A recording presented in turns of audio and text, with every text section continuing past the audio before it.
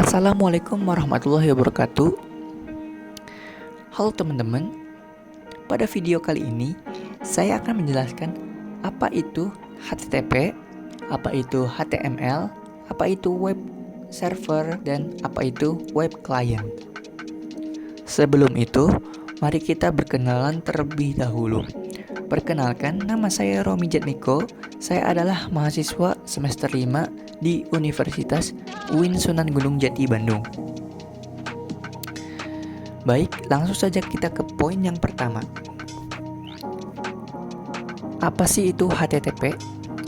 Nah, jadi HTTP itu singkatan dari Hypertext Transfer Protocol. HTTP itu sendiri merupakan protokol untuk melakukan transmisi hypermedia dokumen. Transmisi itu artinya pengiriman dari satu tempat ke tempat yang lain, di mana di sini maksudnya adalah pengiriman dari satu komputer ke komputer yang lain. Contohnya, jika kita membuka suatu website, kita akan sering terjadi transfer data seperti HTML, CSS, image, audio, video, dan lain-lain. Itu semua biasanya kalau web ditransfer melalui protokol HTTP. HTTP itu sendiri awalnya didesain untuk komunikasi antara web browser. Aplikasi browser kita kenal dengan namanya web server. Jadi website itu semuanya berjalan di aplikasi tersebut. Nah, apa sih web server itu? Jadi, web server adalah sebuah software atau perangkat lunak yang memberi layanan berupa data, berfungsi untuk menerima permintaan HTTP atau HTTPS dari klien atau kita kenal dengan web browser Chrome atau Firefox. Selanjutnya, ia akan mengirimkan respon atas permintaan tersebut kepada klien dalam bentuk halaman web. Seperti yang sudah dijelaskan di atas, bahwa teknologi yang satu ini berfungsi untuk permintaan HTTP atau HTTPS dari klien yang kita dengan web. Ia juga akan mengirimkan respon dari permintaan kepada klien dalam bentuk web yang umumnya HTML. Selain web server, ada juga web client. Ketika user meminta server, sebagai contoh mendapatkan dokumen atau mungkin mengirimkan sebuah form, browserlah yang memformat permintaan tersebut ke dalam suatu server agar dapat dimengerti. Begitu server telah selesai memproses permintaan dan kemudian mengirimkan respon, browser akan mengambil data yang diperlukan dari respon yang diberikan server dan kemudian render untuk ditampilkan ke user. Jadi, intinya web server adalah penyedia layanan buat klien di mana klien meminta informasi dalam bentuk website. Kalau web client adalah si request data.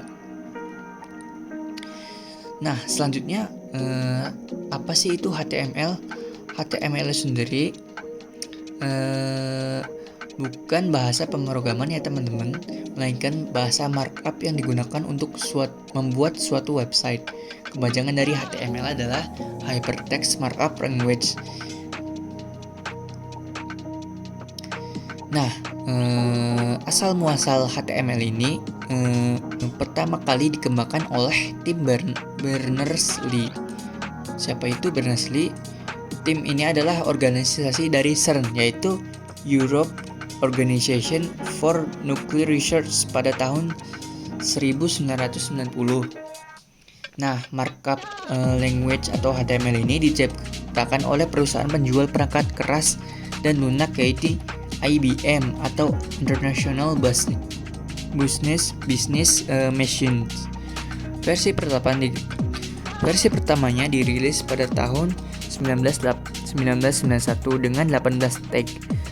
Sejak saat itu, setiap kali ada versi barunya, pasti akan selalu ada tag atau atribut yang juga baru. Berkat popularitas yang terus meningkat, bahasa markup ini dianggap sebagai standar web resmi. Spesifikasi HTML dikelola dan dikembangkan oleh World Wide Web Consortium atau W3C. Berdasarkan HTML Element Reference milik Mozilla Developer Network, saat ini ada 140 tag HTML. Meskipun Sebagiannya sudah tidak aktif atau tidak lagi didukung oleh beberapa versi terbaru browser. Kemudian pada tahun 2014, HTML5 mulai diperkenalkan. Dengan diperkenalkannya HTML5, terdapat semantik baru seperti artikel, header, dan footer yang memperjelas bagian-bagian dan dalam konten. Nah, setelah Anda tahu apa itu HTML,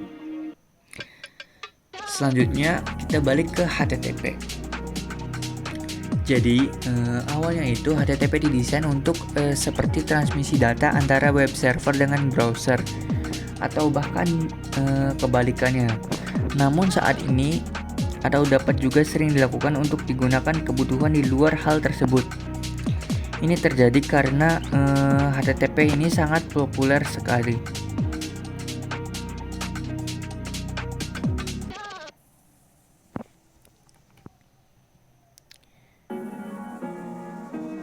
Jadi HTTP itu didesain menggunakan bahasa yang sangat mudah dimengerti, tidak hanya oleh mesin tapi juga oleh manusia.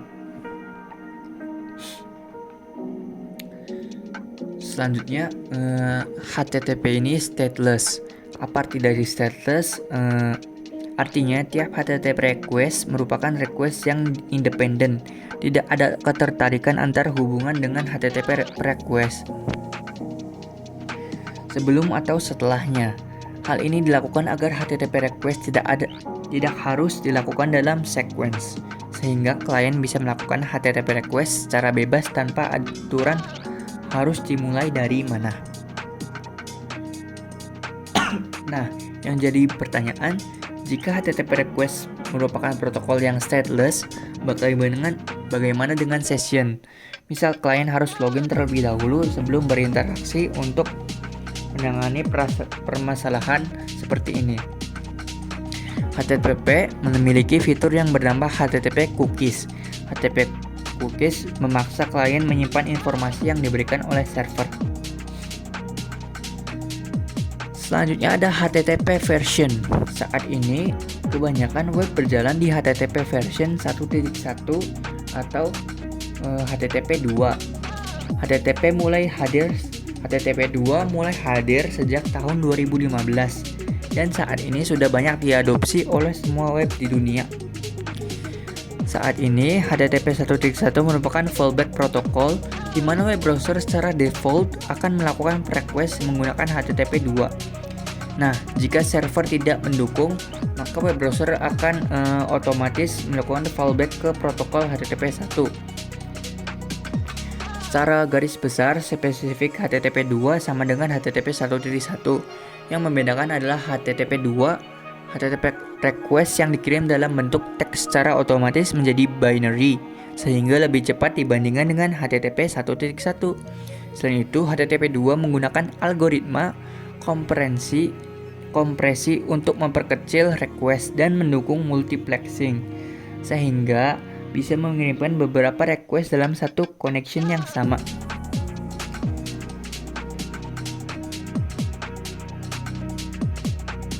Dari sisi penggunaan aplikasi, tidak ada perbedaan semua ini. Biasanya sudah dilurus secara otomatis oleh web server yang kita gunakan. Selanjutnya ada HTTPS. Secara default, HTTP tidaklah aman. Nah, apa sih HTTPS itu? HTTPS merupakan HTTP dengan enkripsi. Perbedaan HTTP dengan HTTPS adalah HTTPS menggunakan SSL. Apa sih itu SSL?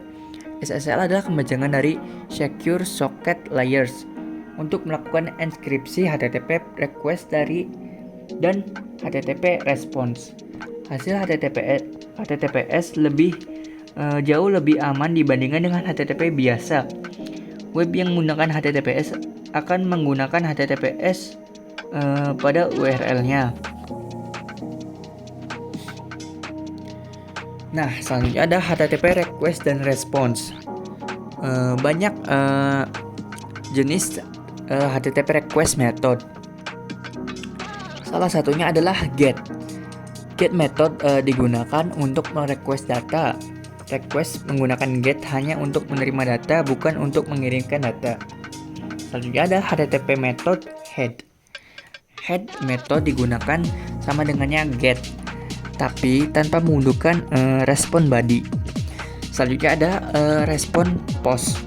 Nah, post method ini digunakan untuk mengirimkan data ke server. Biasanya post digunakan untuk mengirimkan data baru sehingga biasanya memiliki request body. Selanjutnya ada HTTP method put. Put digunakan untuk mengganti semua data yang terdapat di server dengan data baru yang dikirimkan di request. HTTP method selanjutnya ada delete. Delete method digunakan untuk menghapus data. Ada juga HTTP method patch. Patch ini digunakan untuk mengubah sebagian data. Yang selanjutnya ada options.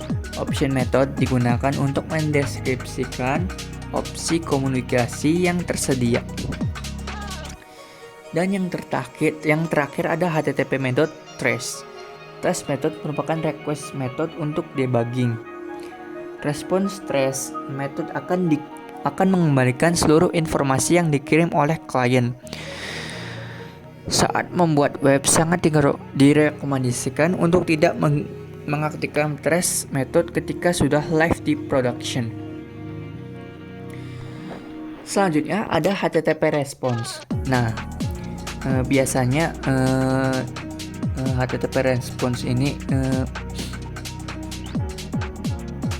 angka 100 sampai 199 adalah informational response.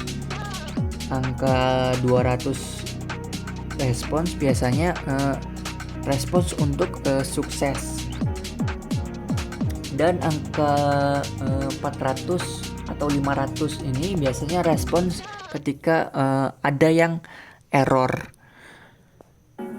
atau bermasalah.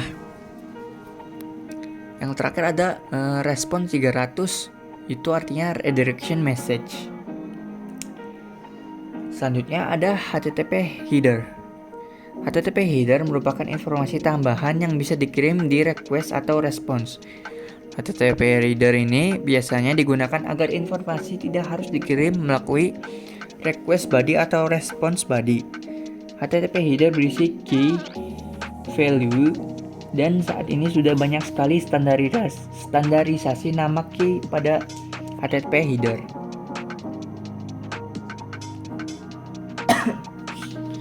Selanjutnya ada HTTP body. HTTP body merupakan data yang dikirim HTTP request atau data yang diterima dari HTTP response. Artinya, klien bisa mengirim data ke server menggunakan HTTP body. Begitu juga sebaliknya. Server bisa memberikan body di respon menggunakan HTTP body.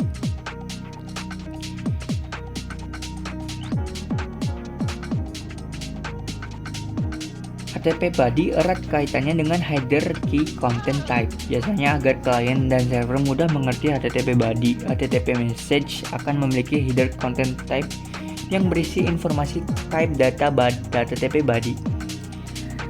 HTTP body ini biasanya berisikan HTML, JavaScript, CSS, JSON, atau binary image, video, audio.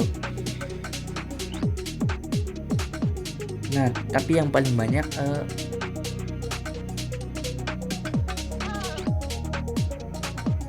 mungkin sekian video kali ini. Mohon maaf bila banyak kekurangannya. Nantikan terus update dari channel ini. Terima kasih.